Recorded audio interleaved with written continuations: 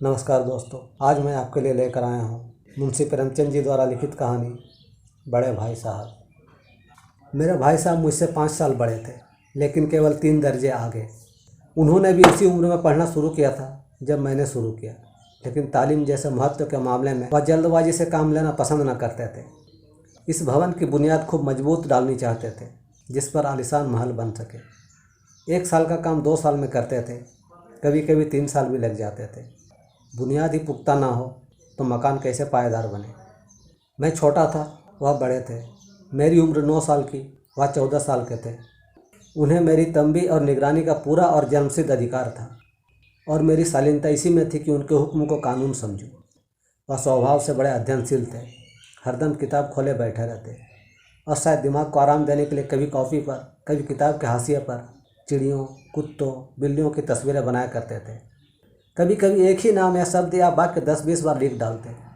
कभी एक शेर को बार बार सुंदर अक्षरों में नकल करते। कभी ऐसी शब्द रचना करते जिसका न कोई अर्थ होता, न कोई सामंजस्य। मसलन एक बार उनकी कॉपी पर मैंने यह इबारत देखी, स्पेशल अमीना, भाइयों भाइयों, दरअसल भाई भाई, राधे श्याम, श्रीजुक्त राधे श्याम। 1 घंटे तक। इसके बाद एक आदमी का चेहरा बना हुआ था। मैंने बहुत चेष्टा की कि इस पहेली का कोई अर्थ निकालूं, लेकिन असफल रहा, और उनसे पूछने का साहस ना हुआ। वह 9वीं जमात में थे, मैं 5वीं में। उनकी रचनाओं को समझना मेरे लिए छोटा मुँह बड़ी बात थी। मेरा जी पढ़ने में बिल्कुल ना लगता था। 1 घंटा भी किताब लेकर बैठना पहाड़ था। मौका पाते ही हॉस्टल से निकलकर मैदान में आ जाता, और कभी कंकरियाँ उछालता, कभी कागज़ की तितलियाँ उड़ाता, और कहीं कोई साथी मिल गया तो पूछना ही क्या। कभी चारदीवारी पर चढ़कर नीचे कूद रहे हैं, कभी फाटक पर सवार उसे आगे पीछे चलाते हुए मोटर कार का आनंद उठा रहे हैं। लेकिन कमरे में आते ही भाई साहब को वह रुद्र रूप देखकर प्राण सूख जाते। उनका पहला सवाल होता, कहाँ थे? हमेशा यही सवाल इसी ध्वनि में हमेशा पूछा जाता था, और इसका जवाब मेरे पास केवल मौन था। न जाने मेरे मुंह से यह बात क्यों ना निकलती कि जरा बाहर खेल रहा था। मेरा मौन कह देता कि मुझे अपना अपराध स्वीकार है, और भाई साहब के लिए इसके सिवा और कोई इलाज ना था कि स्नेह और रोष से मिले हुए शब्दों से मेरा सत्कार करें। इस तरह अंग्रेजी पढ़ोगे तो ज़िंदगी भर पढ़ते रहोगे और एक हर्फ ना आएगा। अंग्रेजी पढ़ना कोई हंसी खेल नहीं है कि जो चाहे पढ़ ले। नहीं, एरा गेरा नत्थु खेरा सभी अंग्रेजी के विद्वान हो जाते। यहाँ रात दिन आँख खोलनी पड़ती है और खून जलाना पड़ता है, तब कहीं यह विद्या आती है। और आती क्या है? हाँ, कहने को आ जाती है। बड़े बड़े विद्वान भी शुद्ध अंग्रेजी नहीं लिख सकते, बोलना तो दूर रहा। और मैं कहता हूँ, तुम कितने होगा हो कि मुझे देखकर भी सबक नहीं लेते। मैं कितनी मेहनत करता हूँ, या तुम अपनी आँखों देखते हो? अगर नहीं देखते तो यह तुम्हारी आँखों का कसूर है, तुम्हारी बुद्धि का कसूर है। इतने मेले तमाशे होते हैं, मुझे तुमने कभी देखने जाते देखा है? रोज़ ही क्रिकेट और हॉकी मैच होते हैं, मैं पास नहीं पटकता, हमेशा पढ़ता रहता हूँ। फिर तुम कैसे आशा करते हो कि तुम यूँ खेल कूद में वक्त गंवा कर पास हो जाओगे? मुझे तो 2 ही 3 साल लगते हैं, तुम उम्र भर इसी दर्जे में पड़े सड़ते रहोगे। अगर तुम्हें इस तरह उम्र गंवानी है तो बेहतर है घर चले जाओ और मज़े से गुल्ली डंडा खेलो। दादा की गाढ़ी कमाई के रुपये क्यों बर्बाद करते हो? मैं यहाँ लताड़ सुनकर आंसू बहाने लगता। जवाब ही क्या था? अपराध तो मैंने किया, लताड़ कौन सा है? भाई साहब उपदेश की कला में निपुण थे। ऐसी ऐसी लगती बातें कहते, ऐसे ऐसे सुक्ति बाण चलाते कि मेरे जिगर के टुकड़े टुकड़े हो जाते और हिम्मत टूट जाती। इस तरह जान तोड़कर मेहनत करने की शक्ति मैं अपने में ना पाता था, और उस निराशा में जरा देर के लिए मैं सोचने लगता, क्यों ना घर चला जाऊँ। जो काम मेरे बूते से बाहर है उसमें हाथ डालकर क्यों अपनी ज़िंदगी खराब करूं। मुझे अपना मूर्ख रहना मंजूर था, लेकिन उतनी मेहनत, मुझे तो चक्कर आ जाता था। लेकिन घंटे 2 घंटे के बाद निराशा के बादल फट जाते और मैं इरादा करता कि आगे से खूब जी लगा कर पढ़ूंगा। चटपट एक टाइम टेबल बना डालता, बिना पहले से नक्शा बनाए कोई स्कीम तैयार किए काम कैसे शुरू करूँ। टाइम टेबल में खेलकूद की मत बिल्कुल उड़ जाती। प्रातःकाल उठना, 6 बजे मुँह हाथ धो, नाश्ता कर पढ़ने बैठ जाना। 6 से 8 तक अंग्रेजी, 8 से 9 तक हिसाब, 9 से 9:30 तक इतिहास, फिर भोजन और स्कूल। 3:30 बजे स्कूल से आता, सोकर आधा घंटा आराम, 4 से 5 तक भूगोल, 5 से 6 तक ग्रामर, आधा घंटा हॉस्टल के सामने ही टहलना, 6:30 से 7:30 तक अंग्रेजी कंपोजिशन, फिर भोजन करके 8-9 तक अनुवाद, 9 से 10 तक हिंदी, 10 से 11 तक विविध विषय, फिर विश्राम। मगर टाइम टेबल बना लेना एक बात है, उस पर अमल करना दूसरी बात। पहले ही दिन से उसकी अवहेलना शुरू हो जाती। मैदान की वह सुखद हरियाली, हवा के वह हल्के हल्के झोंके, फुटबॉल की उछल कूद, कबड्डी के वह दाव घात, वॉलीबॉल की वह तेजी और फुर्ती मुझे अज्ञात और अनिवार्य रूप से खींच ले जाती और वहाँ जाते ही मैं सब कुछ भूल जाता। वह जानलेवा टाइम टेबल, वह आँख फोड़ पुस्तकें किसी को याद ना रहती। और फिर भाई साहब को नसीहत और फजीयत का अवसर मिल जाता। मैं उनके साय से भागता, उनकी आंखों से दूर रहने की चेष्टा करता, कमरे में इस तरह दबे पाँव आता कि उन्हें खबर ना हो। उनकी नज़र मेरी ओर उठी और मेरे प्राण निकले। हमेशा सिर पर एक नंगी तलवार से लटकती मालूम होती।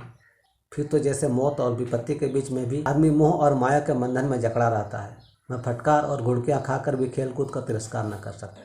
सालाना इम्तिहान हुआ, भाई साहब फेल हो गए। मैं पास हो गया और दर्जे में प्रथम आया।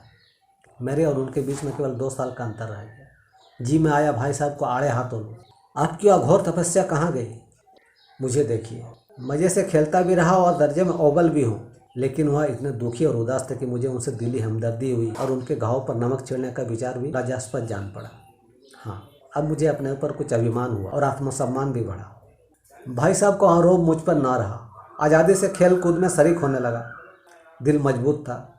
अगर उन्होंने फिर मेरी फैयत की तो साफ कह दूंगा, आपने अपना खून जलाकर कौन सा तीर मार लिया। मैं तो खेलते कूदते दर्जे में अव्वल आ गया। जवान से हिकड़ी जताने का साहस न होने पर भी मेरे रंग ढंग से साफ जाहिर होता था कि भाई साहब का वह आतंक मुझ पर नहीं है।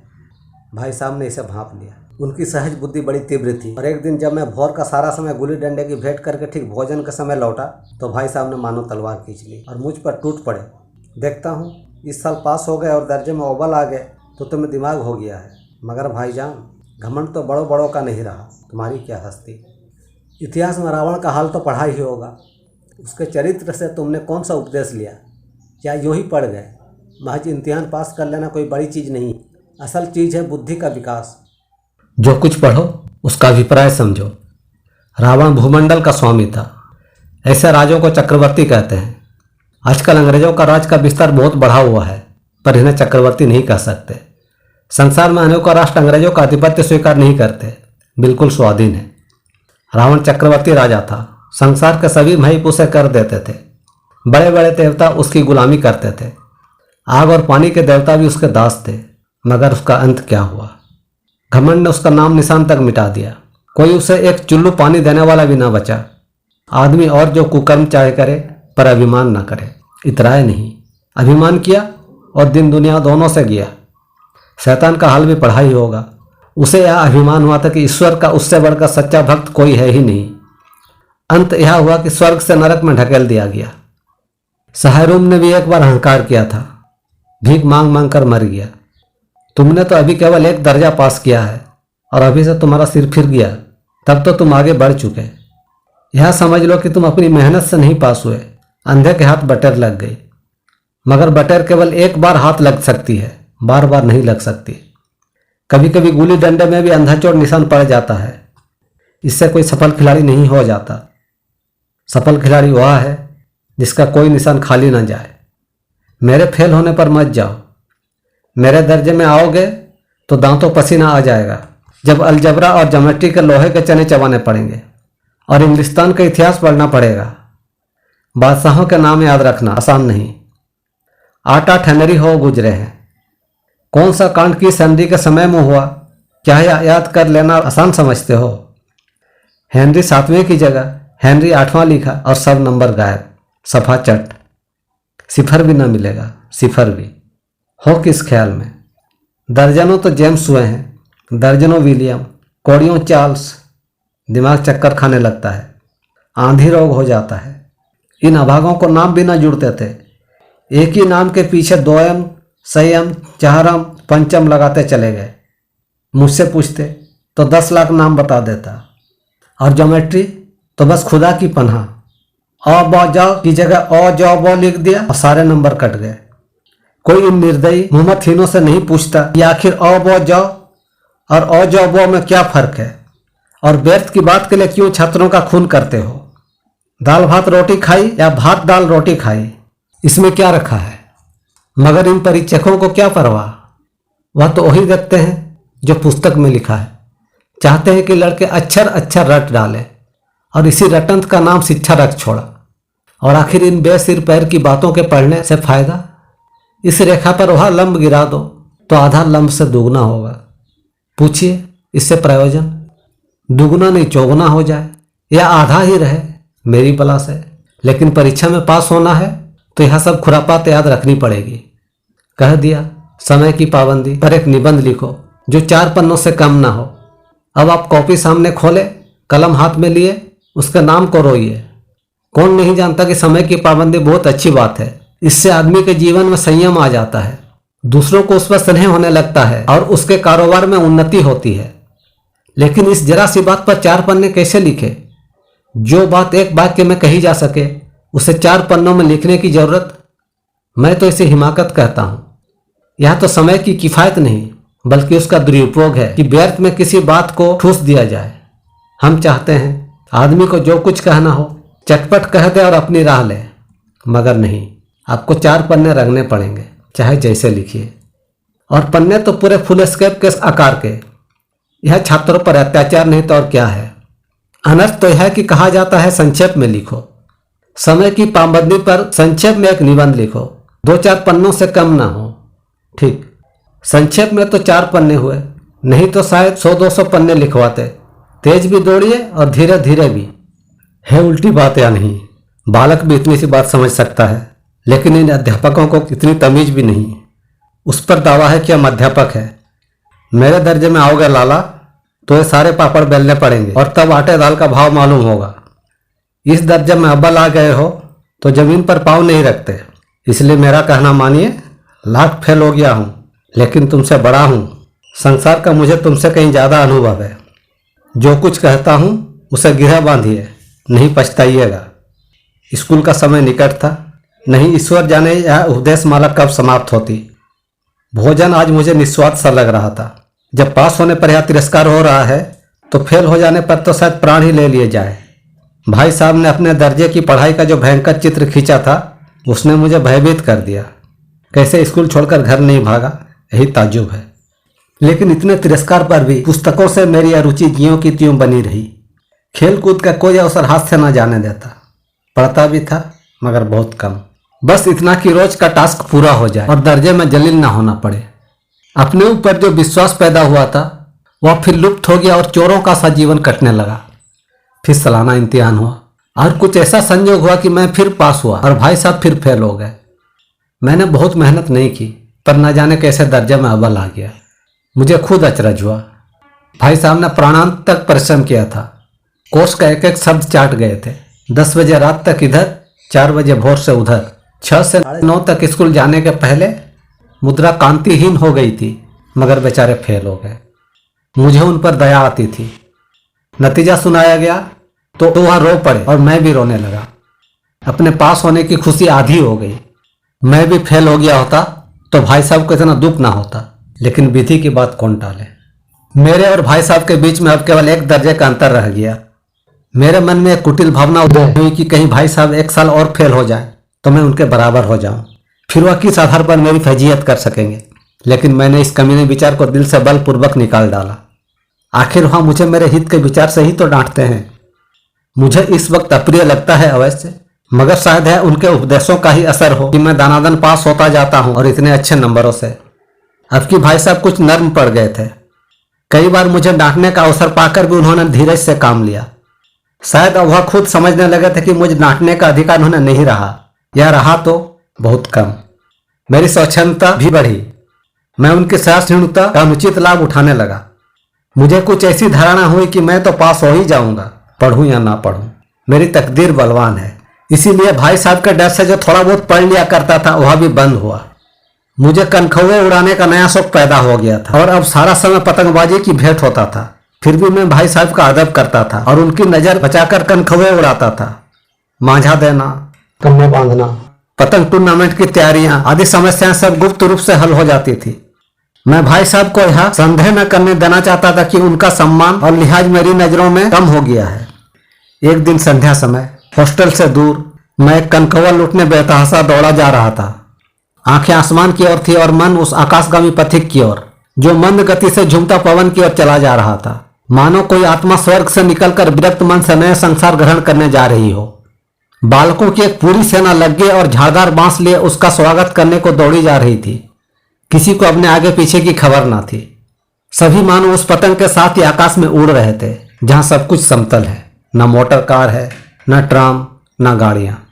सहसा भाई साहब से मेरी मुठभेड़ हो गई, जो शायद बाजार से लौट रहे थे।